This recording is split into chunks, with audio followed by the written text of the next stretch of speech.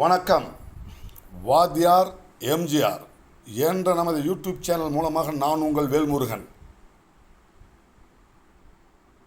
தன்னெஞ்சு அறிவது பொய்யற்க பொய்த்தபின் தன்னெஞ்சே தன்னை சுடும். வள்ளுவனின் வாக்கு இது நல்லவங்களுக்கு. நீதி நேர்மைக்கு புறம்பாக அடுத்தவருடைய சாதனைகளை தன்னுடைய சாதனைகள் என்று விளம்பரப்படுத்திக் கொள்ளும் விளம்பர பிரியர்களுக்கு இந்த குரல் பொருந்தாது. ஆனால் உண்மை என்ன என்பதை ஊருக்கும் உலகிற்கும் எடுத்துக் கூற வேண்டிய கடமையும் பொறுப்பும் நமக்கு உண்டு. அந்த வகையில் தமிழ்நாட்டில் விளையாட்டு வீரர்களுக்கு 3% இடஒதுக்கீடு வழங்கியவர் புரட்சி தமிழர் எடப்பாடியார். அதை நாம் ஒன் பை ஒன்னாக பேசிட்டு வருவோம்.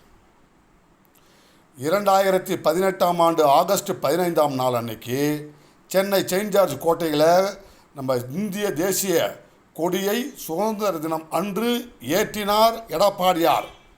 ஏற்றி வைத்து அந்த விழாவிலே பேசினார். தமிழகத்தின் சார்பிலே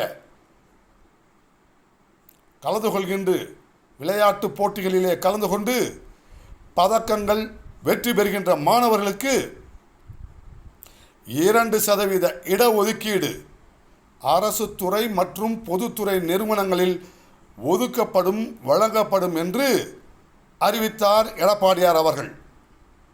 அதற்கு பிறகு 63வது தேசிய பள்ளிகளுக்கிடையிலான விளையாட்டுப் போட்டிகளிலே பதக்கங்களை வென்ற தமிழக விளையாட்டு வீரர்களுக்கெல்லாம் பரிசுகள் வழங்குகின்ற விழா சென்னையில் நடைபெற்றது.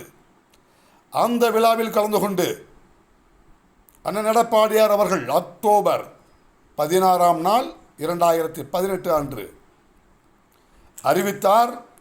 பதக்கம் வெல்கின்ற விளையாட்டு வீரர்களுக்கு அரசு பணியில் மற்றும் பொதுத்துறை நிறுவனங்களில் 2% என்கின்ற இடஒதுக்கீட்டை 3% இடஒதுக்கீடாக உயர்த்தி அறிவிப்பை வெளியிட்டார். மரியாதைக்குரிய கழகத்தின் பொதுச் செயலாளர் தமிழகத்தின் முதலமைச்சராக அன்றைய தினம் இருந்த எடப்பாடியார் அவர்கள். எடப்பாடியாருடைய அந்த அறிவிப்பை தொடர்ந்து 2019 ஆண்டு ஜனவரி 3 தலைமைச் செயலாளர் தலைமையிலான உயர்மட்ட குழு என்னென்ன தகுதிகள் என்னென்ன வரையறைகள் என்பதெல்லாம் பரிசீலனை செய்து அதை அரசாணையாக நிறைவேற்றுவதற்கு தமிழக அரசினுடைய பரிந்துரைக்கு அனுப்பி வைத்தார்கள்.